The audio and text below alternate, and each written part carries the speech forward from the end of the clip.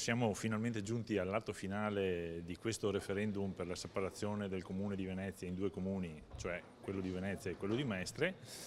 con la decisione di far votare solamente i cittadini interessati, cioè quelli dell'attuale Comune di Venezia. Sono estremamente soddisfatto innanzitutto per la partecipazione che ci sarà da parte del popolo, sperando che sia l'ultimo e definitivo referendum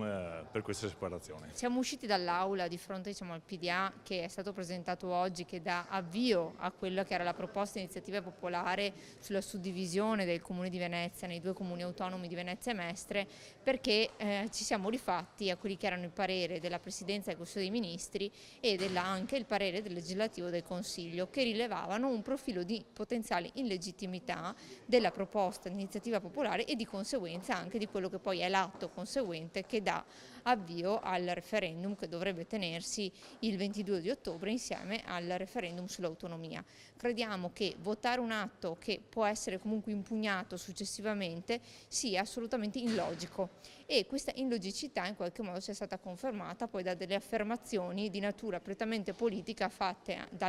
alcuni consiglieri della maggioranza e anche dal relatore, in cui correttamente anche citano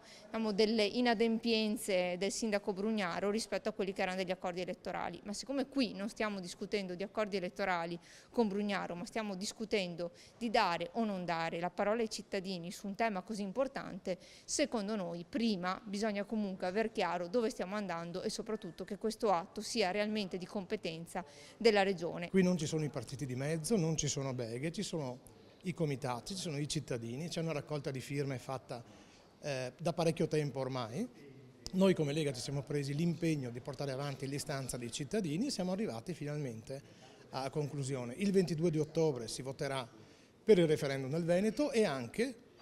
per quanto riguarda il Comune di Venezia, per l'eventuale suddivisione o meno del Comune in due parti. Credo che sia benissimo anche per questioni economiche, perché un ulteriore referendum avrebbe avuto dei costi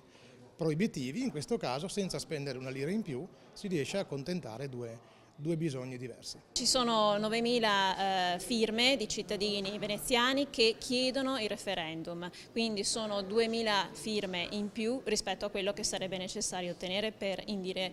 questo referendum. Crediamo come Movimento 5 Stelle che sia necessario per una questione di democrazia dare la parola a loro per potersi esprimere e che non siano da sovrapporre questioni politiche a questa situazione, e penso che i partiti politici dovrebbero rimanere fuori da questa polemica inutile assolutamente, che non fa il bene dei cittadini.